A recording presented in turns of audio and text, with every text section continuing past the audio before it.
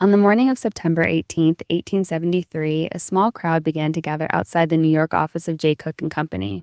Cooke was not just any banker. His house had sold the bonds that paid for the Union armies in the Civil War. To many Americans, he was the man who had financed victory itself. Now, a short notice had been pinned to the door. The firm, it said, had suspended payment. Within hours, the news would cross the country by telegraph, and within days, the markets of 2 continents would be in turmoil. How does a man trusted to fund a war come to the edge of ruin? And what happens when the institution beneath him gives way? The answer begins long before that September morning, with a quiet clerk from Ohio. Jay Cooke was born in 1821 in the small town of Sandusky on the shore of Lake Erie in Ohio. His father was a lawyer and a land speculator who knew both fortune and failure. As a boy, Cooke showed a gift for numbers and a steady nerve. At 15, he went to work for a Philadelphia banking house, and by his early 20s, he was handling its most difficult accounts. When that house failed in the Panic of 1857, Cooke lost his savings but kept his reputation. By 1861, he had opened his own firm in Philadelphia, Jay Cooke and Company, with offices that would soon reach New York and Washington. The country was then tearing itself apart, and the new government in Washington desperately needed money. The war between the states would cost more than anyone had imagined. To pay for it, the Treasury in Washington turned to borrowing, issuing bonds that promised interest in gold. Cooke proposed something new. Instead of selling them only to banks and the wealthy, he would sell them to ordinary people in towns and on farms across the North. He built a network of agents and advertised in hundreds of newspapers, framing the bonds as both a patriotic duty and a sound investment. The campaign worked. Over the course of the war, his firm reportedly placed more than $1 billion in government bonds, an extraordinary sum for the age. By the spring of 1865, the Union had prevailed, and Cooke, still in his early 40s, was celebrated as the financier of the North. After the war, Cooke turned his attention westward. In 1864, while the fighting still raged, Congress had chartered a new railroad, the Northern Pacific, to run from the head of Lake Superior to the waters of Puget Sound. The route would open vast lands to settlement and, in theory, generate enormous profit.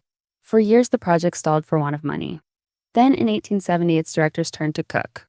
No one in the country was better at moving bonds into the hands of investors. He agreed to become the railroad's chief financial agent, taking responsibility for selling its bonds to the public. To Cooke, it seemed a natural extension of his war work. The nation was being stitched together with steel, and here was another chance to build it, and to profit handsomely from the doing. The plan was immense.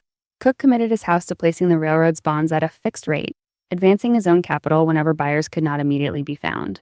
He poured millions into the construction as it crept west across Minnesota and the Dakota Plains. He bought newspapers to sing the project's praises and lent freely to the railroad's officers. Each mile of track cost more than expected, and the land around it paid back slowly, if at all. To keep the work moving, Cooke increasingly used his firm's own funds, trusting that European and Eastern buyers would return. They did not. By the summer of 1873, Jay Cooke and Company had tied its fortunes to a single, enormous, unfinished line of rail. The trouble had begun far away. In May of 1873, the Vienna Stock Exchange collapsed, beginning a chain of failures that spread across Europe. German and British investors, who had lent heavily to American railroads, began to pull back. Gold was flowing out of the United States. At home, the country was saturated with new track, much of it built on borrowed money, and the railroads were turning against one another in a rate war. Credit tightened through the summer. Banks that had once competed to lend now refused. Cooke's agents in London reported that buyers for Northern Pacific bonds had all but disappeared. The firm was carrying a great weight of unsold paper, and the markets that should have relieved it were shutting, one by one, across 2 continents. In early September, the first cracks appeared in New York. On September 8th, a firm called the New York Warehouse and Security Company failed. A few days later, on September 13th, the banking house of Kenyon, Cox and Company suspended payment, alarming the markets and shaking confidence in the firms that had dealings with the railroads. Each failure tightened the pressure on the next. Depositors who had never before doubted their bankers now queued to withdraw their money, and lenders called in their loans. Jay Cooke and Company, already stretched by the Northern Pacific, now found its own credit under daily strain. Within the firm, the partners understood that they could not hold out long. They needed, above all, to sell bonds that no one any longer wished to buy. On the morning of Thursday, September 18th, the New York office of Jay Cooke and Company opened as usual, but the partners knew the position was hopeless. Through the morning, they struggled to raise funds, sending messages to Philadelphia and Washington, and seeking advances from other houses. None would come. Late in the morning, they made their decision. The doors were closed, and a brief notice was placed at the entrance, announcing that the firm had suspended payment. Word spread within minutes. At the stock exchange, prices collapsed. Men gathered in the streets of the financial district, reading the tickers in stunned silence.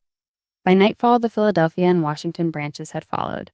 The house that had once carried the credit of the United States could no longer carry its own. The consequences were immediate and severe. Over the following days, firm after firm collapsed and a panic seized the markets. On September 20th, the New York Stock Exchange closed its doors, and it would not reopen for 10 days, an extraordinary step for the institution. Across the country, banks suspended cash payments, depositors lost their savings, and tens of thousands of workers were dismissed from the railroads and the factories. By the time the panic had run its course, the failures numbered in the thousands. The country entered a long and bitter depression that would shadow the rest of the decade. Jay Cooke himself, the man at the center of it, now faced the reckoning of a lifetime and the judgment of the public record. Jay Cooke was never charged with a crime. The collapse of his firm was a failure of judgment and of leverage, not of dishonesty, and the contemporary inquiries found no fraud. His assets were placed in bankruptcy, and the estate, including his grand summer home on Gibraltar Island and Lake Erie, passed to his creditors.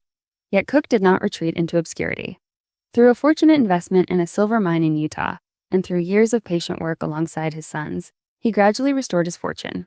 Before his death in February 1905, at the age of 83, he had, by the account of his biographers, repaid his creditors in full with interest. He had lost everything, and then, quietly, he had paid it back. The railroad that had ruined him fared better. Reorganized under new management, the Northern Pacific pressed on, mile by mile, across the plains and the mountains of the West. In September 1883, 10 years after the panic, a ceremonial last spike was driven at Gold Creek, in Montana, by the railroad's president, Henry Villard, and the line reached at last to the waters of Puget Sound. The road that Cooke had staked his house upon was complete. He had built it too late to save himself, but not too late to be built. The iron he had helped to finance now linked the Great Lakes to the Pacific and carried the country westward into a new century. On that September morning in 1873, the notice pinned to the door of Jay Cooke and Company was only a few words long. It announced a suspension, nothing more. Yet behind those words lay the entire architecture of a financial age, the war bonds, the railroads, the borrowed millions, and the confidence of a nation that had believed its prosperity could not fail. The collapse of one house showed how thin that confidence had been.